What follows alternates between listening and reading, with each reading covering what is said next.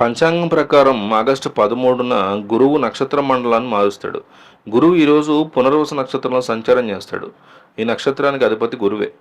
అటువంటి పరిస్థితుల్లో గురువు నక్షత్ర మార్పు చాలా ప్రత్యేకమైనదిగా భావిస్తారు. గురువు కదలిక కొన్ని రాశులకి ప్రయోజనకరంగా ఉంటుంది.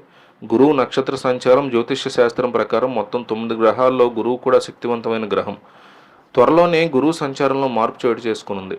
ప్రస్తుతం గురువు మిథున రాశిలో ఉన్నాడు. మిథున రాశికి అధిపతి గురువు. ఈ పంచాంగం ప్రకారం గురువు ఆగస్టు 13న నక్షత్ర మండలాన్ని మారుస్తాడు. గురువు ఈరోజు పునర్వసు నక్షత్రం సంచారం చేస్తాడు. అందువల్ల చాలా మార్పులు ఉంటాయి.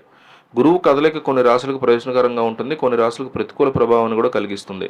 గురువు ఈ సంవత్సరం చివరి వరకు పునర్వసు నక్షత్రంలో ఉండబోతున్నాడు. అందువల్ల పునర్వసు నక్షత్రంలో గురువు సంచారం వల్ల ఏ ఏ రాశులకు మేలు జరుగుతుందో చూద్దాం. మేషరాశి. గురు సంచారం మేషరాశి వారికి మేలు చేస్తుంది. పునర్వసు నక్షత్రంలో గురువు సంచారం మేషరాశి వారికి ప్రయోజనకరంగా ఉంటుంది. మీరు ఆర్థికంగా లాభపడే అవకాశం ఉంది. వ్యాపారులకు మంచి పెట్టుబడులు దొరుకుతారు. ప్రేమ జీవితంలో కొన్ని ఒడిదుడుకులు ఉంటాయి. వాటిని మాట్లాడడం ద్వారా పరిష్కరించుకోవచ్చు.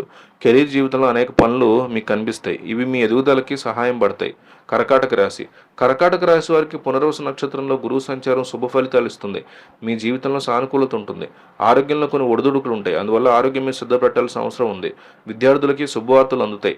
అదే సమయంలో కుటుంబ సభ్యులతో కలిసి మీరు సరదాగా ఉంటారు. ఆర్థిక పరిస్థితి కూడా బాగుంటుంది. మీనరాశి. మీనరాశి వారికి పునర్వసు నక్షత్రంలో గురువు సంచారం లాభదాయకంగా ఉంటుంది. కొన్ని ప్రాజెక్టులో విజయం సాధిస్తారు. సమాజంలో మీ ప్రతిష్ట పెరుగుతుంది. ఆర్థిక విషయాల్లో ఆచితూచి నిర్ణయాలు తీసుకోవాలి. అదే సమయంలో మీరు కాలంలో అనేక కొత్త పెట్టుబడులను కూడా ఎంపిక చేసుకునే అవకాశం ఉంటుంది. జ్యోతిష శాస్త్రం మాదిరిగానే న్యూమరాలజీ కూడా మన జీవితాన్ని ప్రభావితం చేస్తుంది.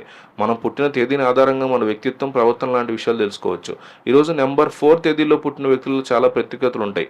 ఏ నెలలో అయినా 4, 13, 22 తేదీల్లో పుట్టిన వారంతా నెంబర్ 4 కిందకు వస్తారు. మరి వీరి వ్యక్తిత్వం ఎలా ఉందో తెలుసుకుందాం. ఈ నెంబర్ 4లో పుట్టిన వారు చాలా నిజాయితీగా ఉంటారు. వారు బంధాలకు చాలా ప్రాధాన్యత ఇస్తారు. వీరికి ఎవరితో అయినా బంధం ఏర్పడిందంటే చాలు వారితో బంధం చివరి వరకు ఉండాలని కోరుకుంటారు. ప్రేమ అంటేనే లోతైన నిజమైన భావం అని నమ్ముతారు. ఒకసారి సంబంధంలోకి వచ్చిన తర్వాత పూర్తి విధేయత, అంకిత భావంతో భాగస్వామిని ప్రేమిస్తారు. అయితే వీరు కొంత ఇంట్రోవర్ట్స్. తమ భావాలను తొందరగా బయటపెట్టరు. మరీ ముఖ్యంగా నిజాయితీ కోరుకుంటారు.